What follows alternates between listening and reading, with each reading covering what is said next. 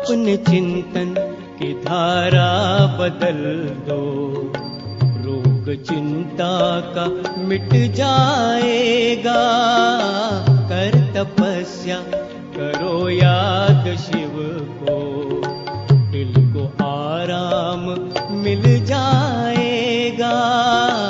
अपने चिंतन की धारा बदल दो, रोग चिंता का मिट जाएगा। अपने चिंतन की धारा बदल दो।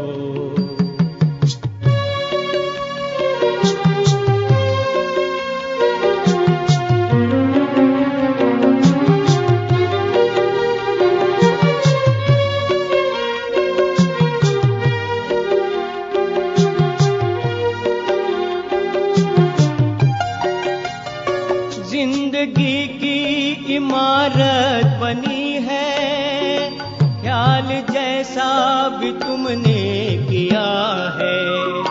जिंदगी की इमारत बनी है, ख्याल जैसा भी तुमने किया है। बीज बोया है जैसा भी मन में, फल उसी का तो तुमने लिया है। फल उसी का तो तुमने लिया है। स्नेह शुचिता के संकल्प लाओ, दर सुखों का वो खुल जाएगा। अपने चिंतन की धारा बदल दो, रोग चिंता का मिट जाएगा। अपने चिंतन की धारा बदल दो। ओम शांति।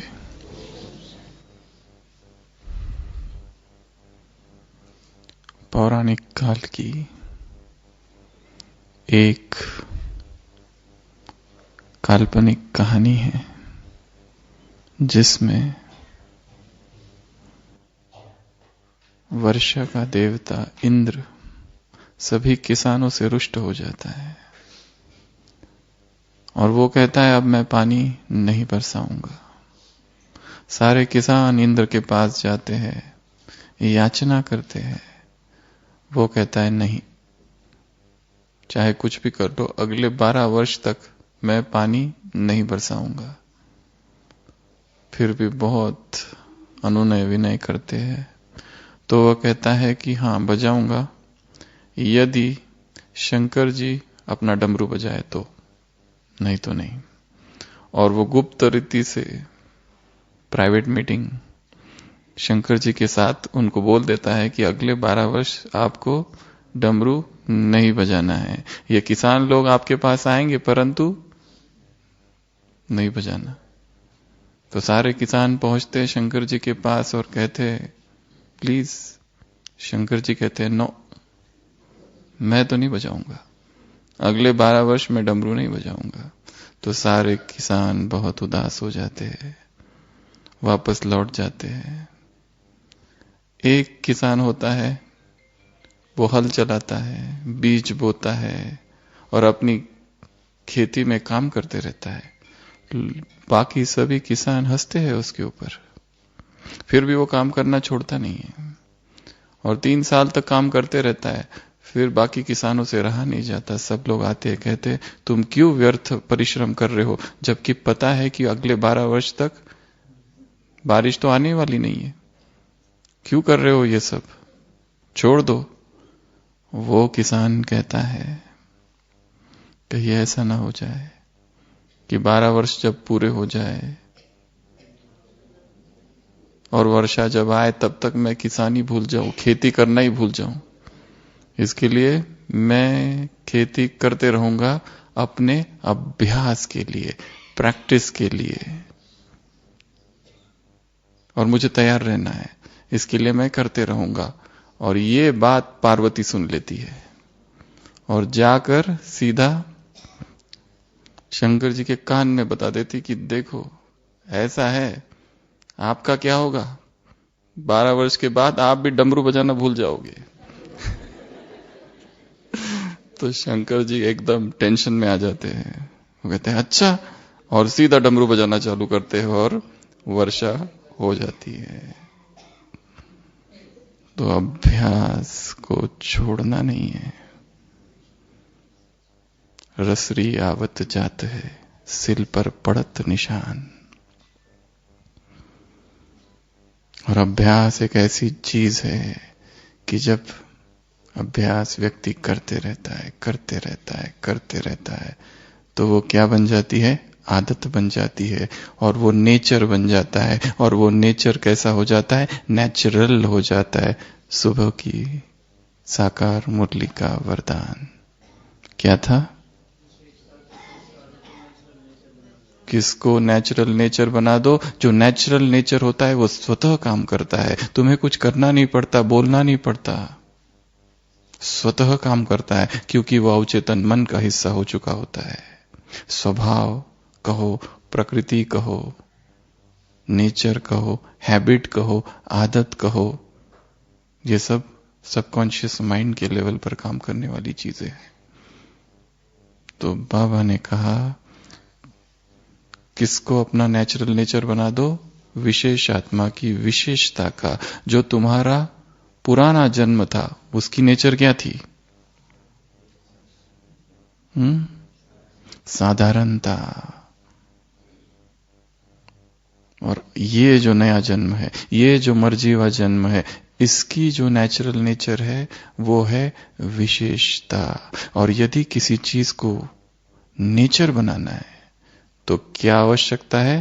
प्रैक्टिस, अभ्यास, निरंतर अभ्यास।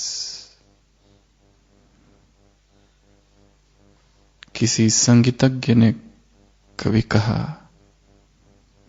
वर्ल्ड रिनाउंड म्यूजिशियन, उसने कहा है यदि मैं 3 दिन अभ्यास ना करूं, 3 दिन प्रैक्टिस ना करूं, तो ऑडियंस को पता चल जाता है। यदि मैं 3 दिन अभ्यास नहीं करता हूं तो श्रोताओं को पता चल जाता है। यदि मैं 2 दिन अभ्यास ना करूं तो जो संगीत के विशेषज्ञ हैं उनको पता चल जाता है कि कुछ तो तार, लय, सुर कहीं ना कहीं गड़बड़ है। और यदि मैं 1 दिन अभ्यास ना करूं तो मेरे जो शिष्य है, जिनको मैं संगीत सिखा रहा हूं, उनको पता चल जाता है। और जहां तक मेरी बात है, क्या कहा होगा? और जहां तक मेरी बात है, यदि मैं 1 मिनट भी अभ्यास न करूं तो मेरे अंतर मन को पता चल जाता है। रात को सोता हूं, सुबह उठता हूं तो लगता है खाली खाली है। अभ्यास। कब तक अभ्यास करना है? जब तक वो नेचर ना बन जाए, जब तक वो अपने आप काम ना करे। कोई एक विद्यार्थी हंसी में कहता है, लोग देखो 5 साल सिगरेट पीते हैं और एडिक्ट बन जाते हैं, आदत बन जाती है। हम बचपन से पढ़ाई कर रहे हैं, फिर भी आदत नहीं बन रही है, क्या करे?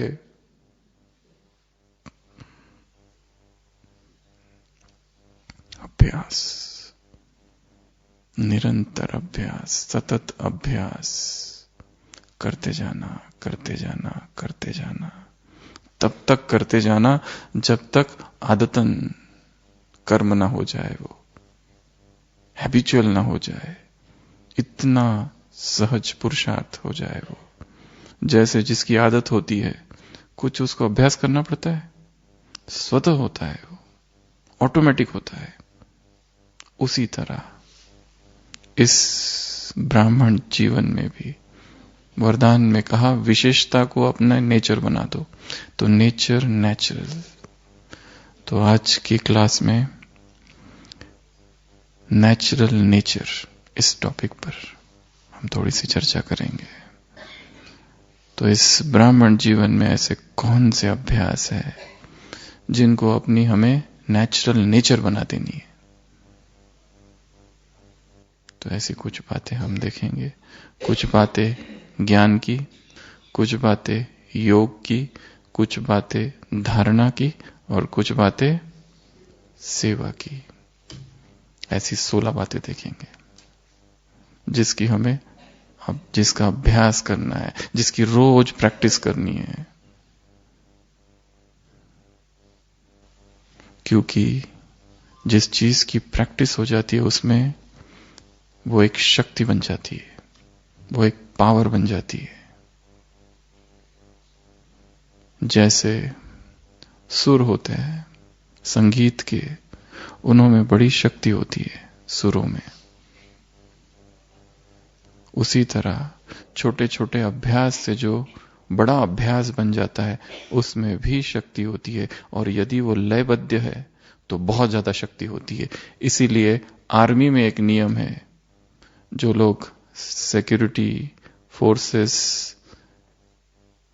इस तरह की ब्रांचेस में है वो जानते होंगे, यदि कोई एक सैनिकों का दल एक पुल से गुजर रहा है, एक पुल है, तो उनको कहा जाता है लयबद्धता तोड़ दो, क्योंकि यदि लयबद्ध होकर चलोगे राइट लेफ्ट तो वो पुल टूट जाता है। और जिस पुल से ट्रेन भी चली जाती है वो सैनिकों की एक टुकड़ी से टूट सकता है, क्योंकि जब वो इस तरह से चलते हैं एक संगीत की ध्वनि उत्पन्न होती है। इसके लिए उनको कहते हैं कैसे भी चलो, उस तरह से नहीं जिस तरह से वो हमेशा चलते हैं। तो ध्वनि में, सरगम में, संगीत में शक्ति बहुत होती है जब वो लयबद्ध है। उसी तरह अभ्यास जो लयबद्ध है उसमें भी बहुत शक्ति होती है। यदि हमें बुरी आदतें लग गई है, उनका भी कारण है अभ्यास। यदि कुछ ऐसे संस्कार हमारे अंदर निर्माण हो गए हैं कि जिसकी वजह से हम निरंतर दुखी रहते हैं, उदाहरण के रूप में गिल्ट कॉन्शियसनेस, अपराध भाव, हमने पाप कर लिया, और ये पाप तो दूर, अब ये ज्यादा बड़ा पाप है, ये भाव कि मुझसे पाप हो गया, उसी से छूट नहीं पा रहे। इंफीरियोरिटी कॉम्प्लेक्स, हीन भावना, मैं कुछ नहीं कर सकता, ये लोग सब आगे बढ़ रहे हैं सेवाओं में, मुझे कुछ नहीं आता, मेरे में कोई गुण नहीं। सेल्फ विक्टिमाइजेशन, खुद ही को दोषी ठहराना। सॉरो एब्जॉर्प्शन, दुख को सोख लेना, ढूंढना दुख को, कहां दुख मिल जाए, दुख की खोज है। सब सुख दे रहे हैं, कोई इंटरेस्ट नहीं है, एक आकर दुख दे जाता है दिनचर्या में, बस उसी को पकड़ लेना, उसको संभाल के रखना, उसकी चर्चा करना और लंबा समय तक उसका गायन करना। दुखों से बहुत ज्यादा प्यार है। जब तक दुख नहीं मिलता चैन नहीं मिलती, दुख चाहिए। 10 लोग आके तारीफ करे, कुछ याद भी नहीं, एक आकर कुछ बोल दे, बस एक आकर कह दे कि तुमको इतना भी नहीं आता, बस पकड़ लिया उसको। अब सोचो उसके ऊपर, फिर चिंतन उसके ऊपर। ज्ञान के बारे में चिंतन कहने को कहो तो हमारी तो बुद्धि नहीं है, हमको तो पॉइंट्स भी याद नहीं रहती है। ये ज्ञान के चिंतन बिंतन हम मत बताओ। पर यदि किसी ने कुछ कह दिया, रात भर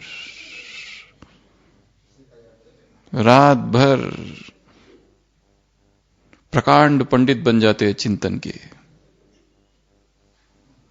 इधर उधर की बातें सुनी तो हो गया। जब मन कैकई बन जाता है, तभी मंथरा कान भरती है।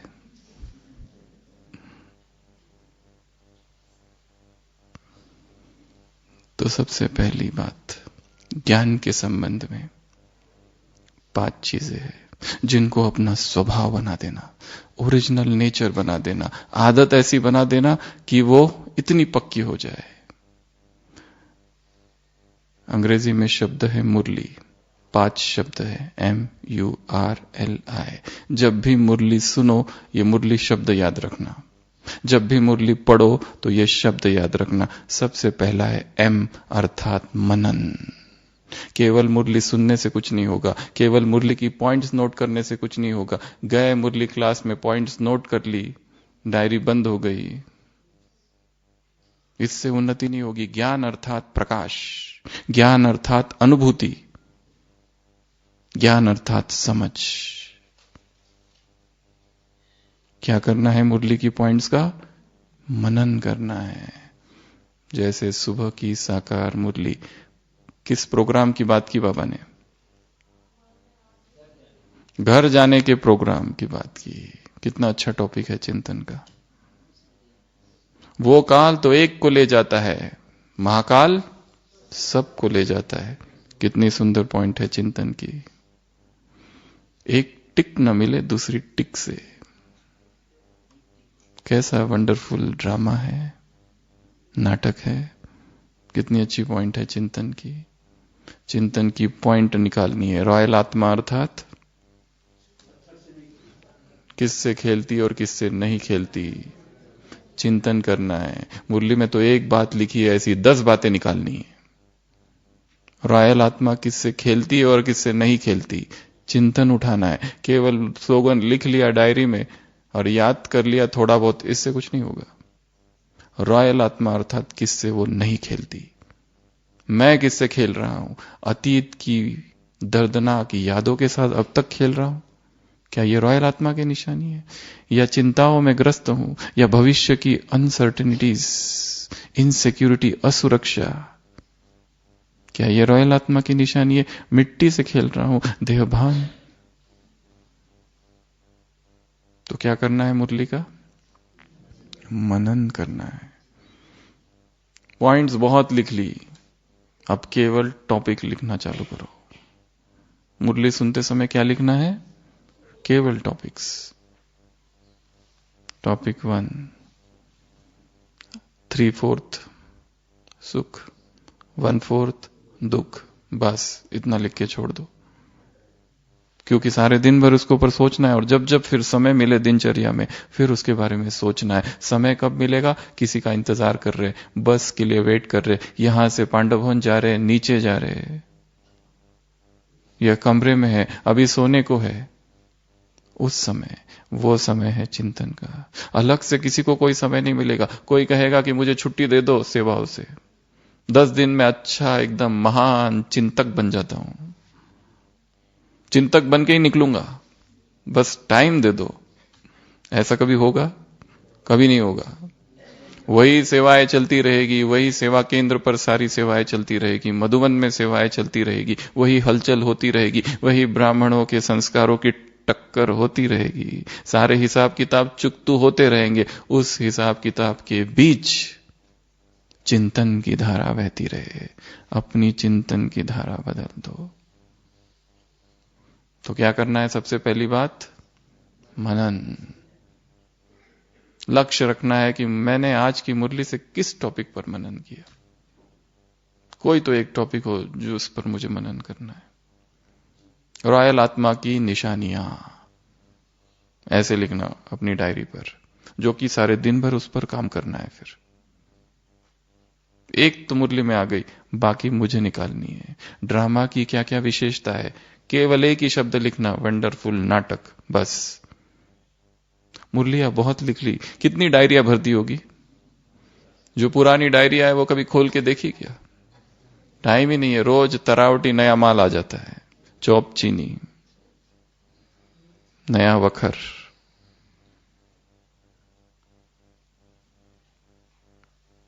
इसके लिए लिखना केवल लक्ष्य नहीं है, अब सोचना है उसके ऊपर। तो एम अर्थात मनन, यू अर्थात अंडरस्टैंड। मुरली को समझने का लक्ष्य रखना है। कह क्या रहा है ये व्यक्ति, क्या कह रहा है, क्या इसका अर्थ है, वाक्य का क्या अर्थ है, भाव क्या है, गूढ़ अर्थ क्या है, गोपनीय अर्थ क्या है। कितनी मुरलियां रोज आ रही है और कितनी जा रही है, समझा कितना? अभी अभी शांतिवन में मुरली चली, संडे मुरली चली अव्यक्तवाणी, उसके बाद में हर दिन चालू है साकार मुरलियां। कितनी उसमें बातें हैं, कितनी गुह्य गुह्य बातें हैं, कितना हम समझ पा रहे हैं। लक्ष्य रखना है, मुझे समझना है। तो मुरली अर्थात एम अर्थात मनन, यू अर्थात अंडरस्टैंड, आर अर्थात रीड एंड रिवाइज। केवल सुनने से कुछ नहीं होगा, खुद पढ़ना पड़ेगा। कई लोग केवल सुनते हैं, बस यहां से सुना और यहां से गई, और सुन सुन के भी सुन हो गए। वही बातें, बाप आया है तुम्हें घर ले जाने के लिए, पतित पावन है, तुम्हें दिव्य गुण धारण करना है, सेवा भी करना है, लक्ष्मी नारायण जैसा बनना है। अब घर जाने का समय है, मौत सामने खड़ा है, काम आदि मध्य अंत दुख देता है, वहां शत्रु है, क्रोध भी कुछ कम नहीं, एक दूसरों को सहयोग देना है। ये सारी बातें इतनी सुनी है, इतनी सुनी है कि अभी उनका असर होना कम हो गया है थोड़ा। कोई भी चीज बार बार जब सुनी जाती है तो असर कम हो जाता है। बातें तो वही है, पर हमने समझी कितनी, शायद नहीं समझी। तो दूसरा लक्ष्य, दूसरा अभ्यास क्या करना है? समझने का, अंडरस्टैंडिंग। और तीसरा बताया रीड करना, परंतु रिवाइज करना, साथ साथ जो पढ़ा है उसको याद करने की कोशिश करना। क्या पढ़ा था सुबह? और उसकी एक विधि है, आपस में जब मिलते हो तो पूछना एक दूसरे से, आज के वरदान में कितनी अच्छी बात कह दी, आज के स्लोगन में ये कहा बाबा ने, ये नया शब्द आया है, इसका अर्थ क्या है? बाप को उकीर रहता है तुम बच्चों को संपन्न बनाने का, ये उकीर क्या होता है, ये चौपचीनी क्या होता है, नए नए शब्द मुरलियों में आते हैं, उन नए शब्दों के क्या अर्थ है, नई नई बातें उसमें आती है, नई नई कहानियां आती है उसमें, वो सब का अर्थ क्या है? उसके बाद है एल अर्थात लर्न बाय हार्ट। कुछ कुछ चीजें कंठ कर लेनी है मुरली की, ऐसी याद कर लेनी है कि बस वो हमारा स्वभाव बन जाए। इसके लिए लक्ष्य रखना है कम से कम वरदान या स्लोगन पूरा के पूरा, जैसे के जैसे, जैसे छोटा सा बच्चा कैसे याद कर लेता है, पोएट्री कैसे याद करता है, उसमें फेरबदल करता है क्या? कुछ नहीं, याद कर लेता है। याद करना थोड़ा कठिन काम है, उसके लिए थोड़ा टाइम देना पड़ता है, कई बार पढ़ना पड़ता है, रिवाइज करना पड़ता है, तब कहीं याद होती है चीजें। और हमारे पास बहुत सारे कारण है, बाबा ने थोड़ी ना कहा है ऐसे याद कर लो, कोई तोता थोड़ी ना बनना है। हम ऐसे सारे कारण अपने मन को देते हैं, क्योंकि मन चाहता है कि उसको कम से कम टेंशन हो, एकदम आरामदायी हो। और सबसे कठिन काम कौन सा है दुनिया का? सोचना, टू थिंक। तो कुछ कुछ चीजें लर्न करनी होती है, कुछ कुछ ऐसे पावरफुल वाक्य आते हैं मुरली में, जैसे आज की सुबह की मुरली। बाप अपनी महिमा थोड़ी गाएगा, जिसको अनुभव हुआ है वो महिमा गाएगा, पर कई बार तो गाता रहता है अपनी महिमा, वो दूसरी बात है। भगवान की बातें ऐसी हैं। धृतराष्ट्र संजय से पूछता है, ये कृष्ण क्या कह रहा है? अर्जुन को भड़का रहा है। कितनी अच्छी बात कह रहा था अर्जुन अभी अभी कि मुझे युद्ध नहीं करना है, मुझे तो संन्यास लेना है, और ये कृष्ण किस जन्म का बैर निकाल रहा है पता नहीं वहां पर कुरुक्षेत्र में। अभी अभी तो शांति दूत बनकर आया था, और अभी ये क्या कह रहा है? और फिर जब वो चालू करता है संजय बताना कि वासुदेव कह रहे हैं कि मैं ये हूं, मैं वो हूं, मैं वो हूं, मैं वो हूं, मया तद्मिदम सर्वम जगत व्यक्ति मूर्ति नाम मत्स्थानी सर्वभूतानि न चाहम तेष्वस्थित। मैं ही सब कुछ हूं, आदि मध्य अंत संसार का। तो धृतराष्ट्र पूछता है ये कैसे शब्द है उसके, ये कैसी शैली है भाषा की? संजय कहता है श्री कृष्ण मैं का प्रयोग तो कर रहे हैं, पर उसमें अहंकार बिल्कुल है ही नहीं। वो हर बार कह रहे हैं कि मैं ये हूं, मैं वो हूं, मैं ऐसा हूं, मैं वैसा हूं, परंतु अहंकार है ही नहीं। तो बाबा भी जब मैं का प्रयोग करते उसमें अहंकार है। मैं तुमको ले जाता हूं, कोई दूसरा कहे तो हम तो उसको सुनना बंद कर देंगे, पर ये एक ऐसा है कि जो मैं तो कहता है, परंतु मैं कहते हुए भी संपूर्ण निरंकारी है। ऐसा अद्भुत है वो।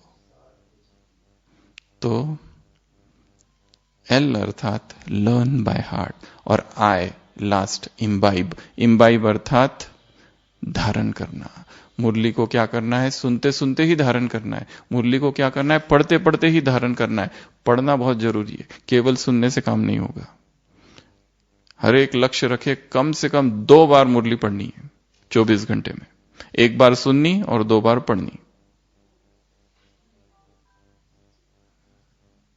बहुत आवश्यक है, क्योंकि जब तक पढ़ेंगे नहीं, हाथ में बहुत सारी बातें उड़ जाती है, पकड़ में नहीं आती है।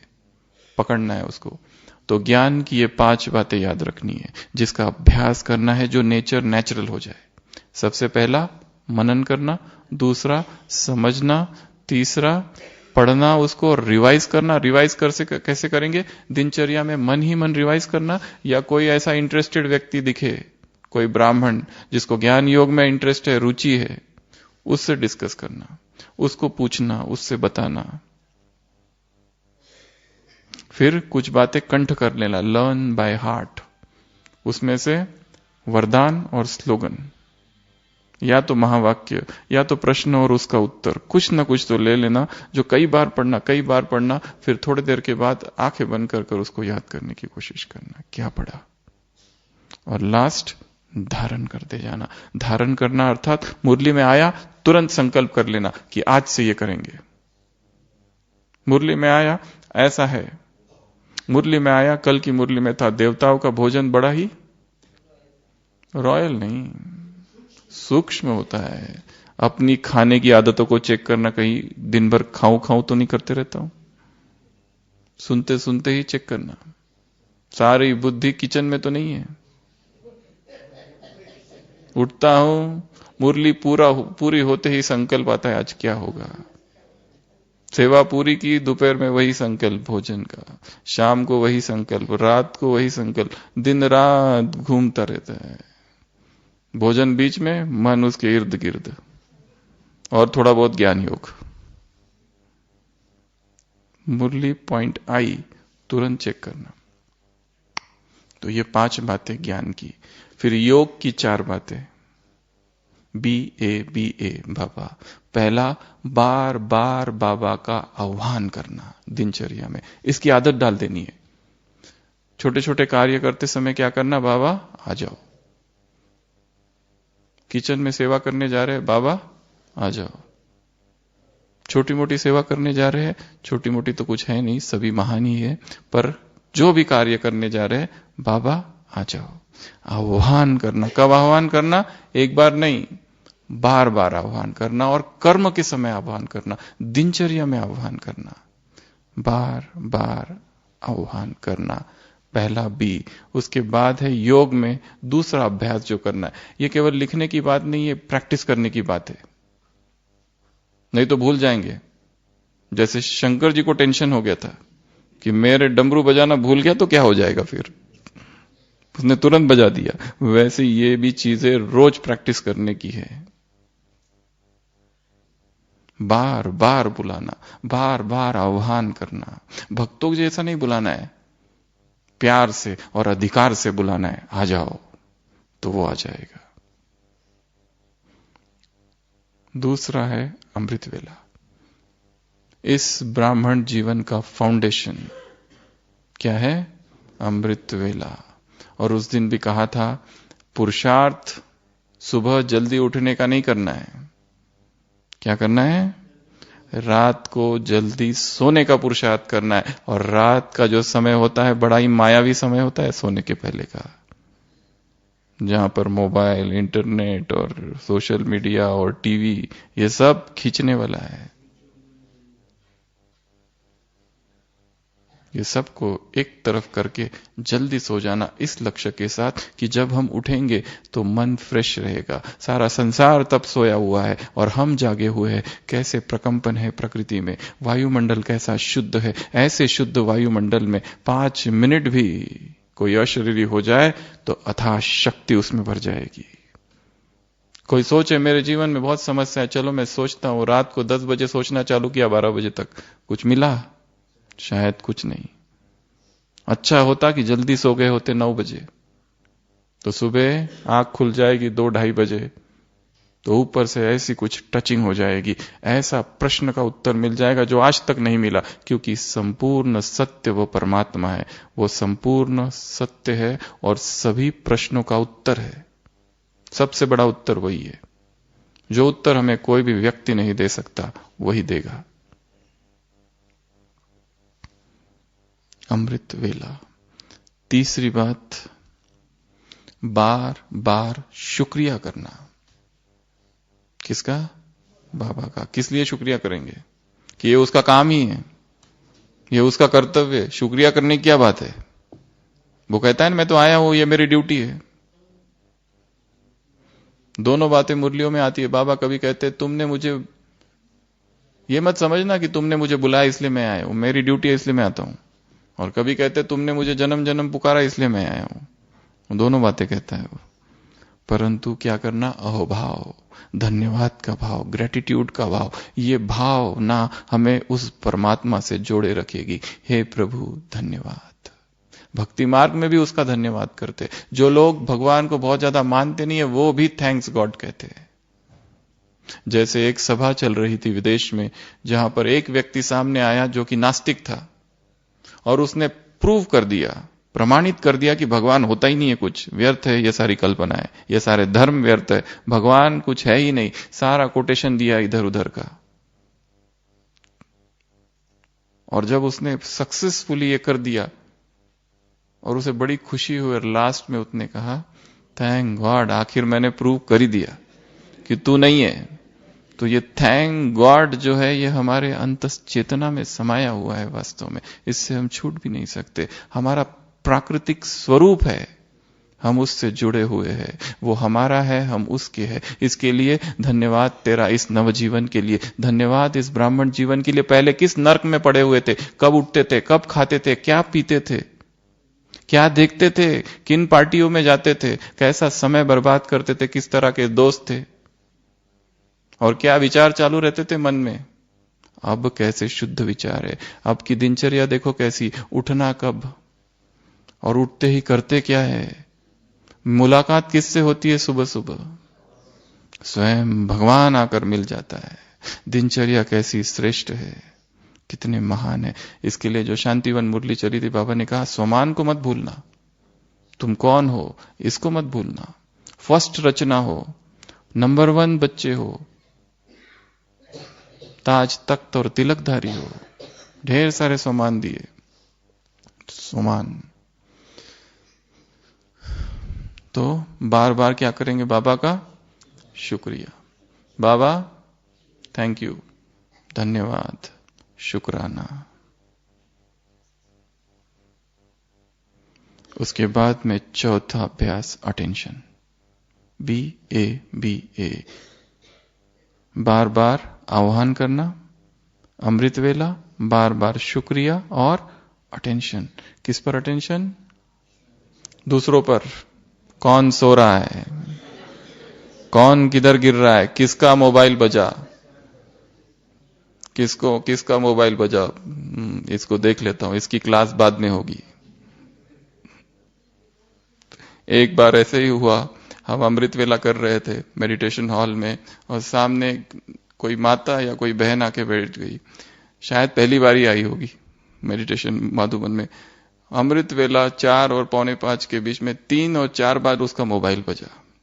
तो हमने सोचा कि अमृत वेले के बाद इसको थोड़ा एकांत में बता देंगे कि थोड़ा मोबाइल बंद करा करो। तो जैसे ही अमृत वेला पूरा हुआ, हमें बताने की आवश्यकता ही नहीं पड़ी, इतने लोग थे बताने वाले। तब से हमने छोड़ा, ये हमारा काम ही नहीं है, छोड़ो किसी और को करने दो ये काम, ये हमारा काम नहीं है। अटेंशन किसके ऊपर? स्वयं को। शांति मन में मुरली चली थी, बाबा ने कहा रियलाइज करो। किसको? दूसरों को रियलाइज नहीं करना है, स्वयं को रियलाइज करना है। स्वयं स्वमान में स्थित रहना है और समय के महत्व को जानना है। जो स्वमान में स्थित है वही समय के महत्व को जान सकते हैं। तो ये ज्ञान की, योग की 4 बातें, फिर धारणा की 3 बातें। 3 मुख्य धारणाएं बता रहे हैं। सबसे पहले नो गॉसिपिंग। गॉसिप अर्थात झरमोई झगमोई, कौन क्या करता है, ये भाई यहां क्या कर रहा है, इसको तो जाना चाहिए था, किस सेंटर का है, ये वहां क्या कर रहा है, इसके डिपार्टमेंट में क्या हो रहा है। Mind your own business. किसी और के पर्सनल जीवन में, व्यक्तिगत जीवन में क्या चल रहा है, हमें क्या करना है, what is that to you. जो जो कर रहा है जिसको करने दो। क्या हम किसी के संस्कार परिवर्तन कर सकते हैं? पहले अपने ही संस्कार हमने परिवर्तन नहीं किए, ये बड़ा अच्छा एक वाक्य है जो हम ब्राह्मण एक दूसरे से कहते, ये जो आज की मुरली में पॉइंट आई ना, खास तुम्हारे लिए थी। तुम अमृत वेला नहीं करते, देखो बाबा ने बोला ही आज। दूसरों के लिए कौन सी पॉइंट है ये नहीं ढूंढनी है मुरली में, क्या ढूंढना है, मेरे लिए कौन सी पॉइंट है ये ढूंढनी है। तो नो गॉसिपिंग, क्योंकि इससे बहुत बड़ा हम नुकसान कर देते हैं किसी व्यक्ति का। यदि वो बात गलत हो तो हम भागी बन जाएंगे पाप के, उस बात को फैलाने के, जो कि वो सत्य ही नहीं है। और हमें क्या पता, क्योंकि जो दिख रहा है शायद संपूर्ण असत्य है, जो दिख रहा है वैसा है ही नहीं वास्तव में। तो गॉसिप ये धारणा की पॉइंट है, इसको अभ्यास बना लेना है। चाहे कोई दुनिया सारा व्यर्थ प्रलाप करते रहे, हमारे मुख से कुछ ना निकले किसी के प्रति,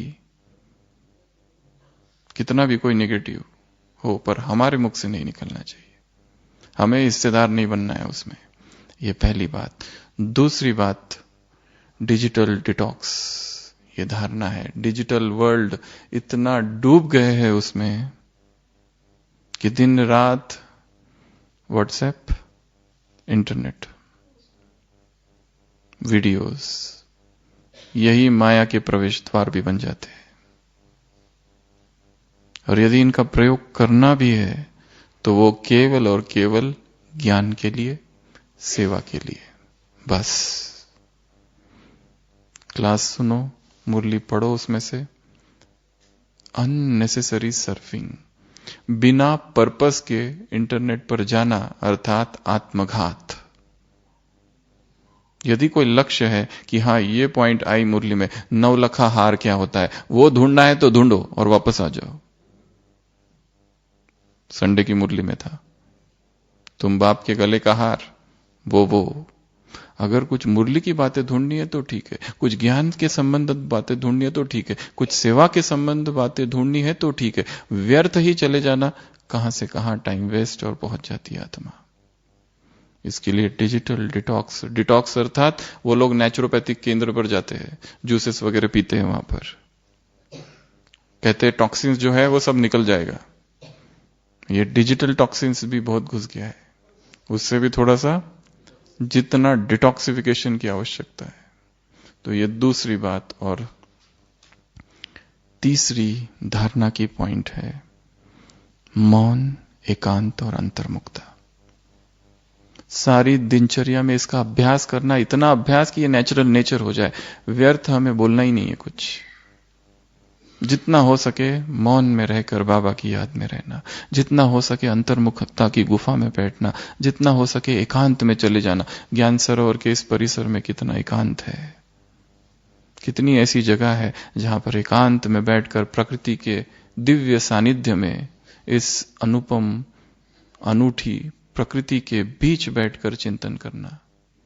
इसको स्वभाव बना देना है। और स्वभाव के लिए क्या करना पड़ेगा?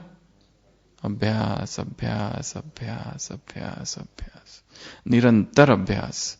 रोज करते जाना एक ही चीज। जैसे वो आदतें बार बार करने से हो गई, वैसे ये नई आदतें, क्रिएटिंग न्यू हैबिट्स, ज्ञान की नई आदतों का निर्माण करना है।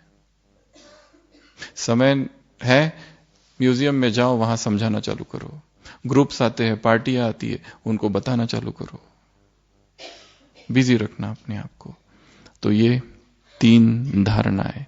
पहली धारणा बताई, नो गॉसिपिंग, अर्थात झरमुई झगमुई, इधर की बातें उधर की बातें, ये क्या कर रहा है, वो क्या कर रहा है, इसने क्या किया, उसने क्या किया। क्या करना है? किचन में सेवाएं चालू है और इधर उधर की बातें चालू है। कैसे वाइब्रेशन जा रहे, तुम जिम्मेवार हो, बाबा ने कहा, बहुत बड़ी रिस्पॉन्सिबिलिटी तुम पे है। और विशेषतः भोजन बनाने वाले, बहुत बड़ी जिम्मेवारी है। याद में हो, वो शक्तिशाली प्रकंपन उसमें हमें भरने हैं, तो ही खाने वाले शक्तिशाली होंगे। दूसरी बात बताई डिजिटल डिटॉक्स, और तीसरी बात बताई मौन, एकांत और अंतर्मुक्ता। तो ये 3 बातें धारणा की। फिर सेवा की 4 बातें, जिसका अभ्यास करना है, जिसको अभ्यास बना देना है। सबसे पहली बात, सेवा में इकोनॉमी, फिजूल खर्च यहां की बात या फिर यहां से जाने के बाद जहां जो रहता है। हर सेवा हम जो करें ये सोचना है कम से कम संकल्प उसमें लगे, कम से कम बोल के साथ हो, कम से कम स्थूल धन उसमें लगे। हर चीज में इकोनॉमी से करना है, इसको आदत बना देनी है। व्यर्थ कहीं पर भी वेस्ट ना हो, चाहे वो भोजन हो, चाहे इलेक्ट्रिसिटी हो, लाइट हो, पानी हो, वेस्ट नहीं करना है। नहीं तो सोचेंगे बाथरूम में कौन देखता है और पानी वेस्ट करते बैठो। यज्ञ का एक एक साधन हमारे वजह से वेस्ट ना हो, कोई भी साधन, ये ध्यान रखना है। तो सेवाओं में कौन सा अभ्यास करना है जिसको नेचुरल नेचर बनाना है? इकोनॉमी का। दूसरी बात है सेवाओं में अपनी जो स्किल्स है उसको अपडेट करते जाना। अपडेटिंग वन स्किल्स मतलब जो हुनर है, जो विशेषता है, उसको और निखारते जाना। ऐसे नहीं कि बस हमको तो इतना ही आता है, उसमें कैसे हम अपने आप को और डेवलप करें, ताकि क्योंकि हम अपने आप को अपडेट करेंगे तो सेवाओं पर उसका असर पड़ेगा। इसके लिए नई नई चीजें सीखते रहना है, कुछ ना कुछ जो सेवाओं में मददगार। ये सेकंड। तीसरी बात है क्रिएटिविटी, नवीनता लानी है सेवा में। एक ही ढंग से सेवा नहीं करते रहना है, सोचते रहना है हर बार ऐसा किया था, इस बार क्या किया। जैसे सेवा केंद्र है, शिवरात्रि है, पिछले साल ये किया था, इस बार कुछ तो नया करेंगे जो आज तक किया नहीं। डिपार्टमेंट है, उसमें ऐसी कौन सी चीज है जो आज तक नहीं की, और वो अगर हो जाए तो बहुत बड़ी सेवा हो जाए। नवीनता।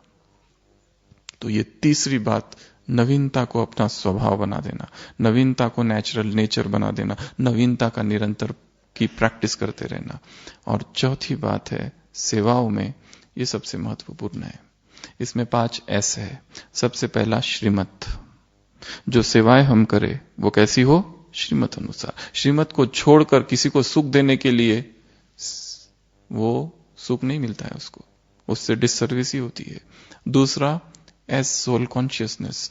आत्म अभिमानी स्थिति में जो भी सेवा की जाएगी वो महान सेवाएं होगी। जब जब हम देहभान में आएंगे विकर्म होगा। इसके लिए जो मुरली चली शांतिवन में, उसमें क्या कहा बाबा ने? सम्मान क्यों भूलता है? अटेंशन की कमी। इसलिए होशियार, अलर्ट, खबरदार। होशियार, अलर्ट, खबरदार। सम्मान को नहीं भूलना है, नहीं तो देहभान आ जाएगा। फिर सम्मान की सीट से नीचे अपसेट हो जाओगे। अपसेट तो आधा कल्प रहे, परेशान तो आधा कल्प रहे, अब सम्मान में स्थित रहो। तो सोल कॉन्शियसनेस।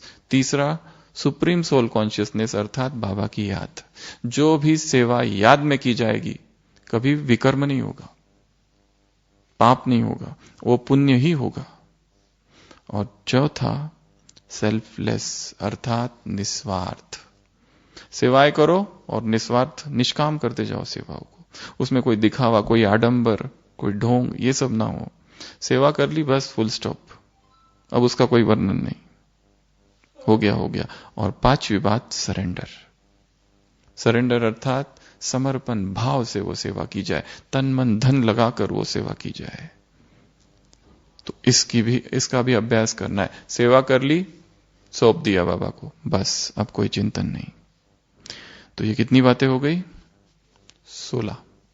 ज्ञान की 5 MURLI, योग की 4 BABA बाबा, सेवा की 3 और धारणा की 3 और सेवा की 4। तो अभ्यास करना है इन सब बातों का, और अभ्यास करते करते करते करते करते हम परफेक्ट बन जाएंगे। ओम शांति।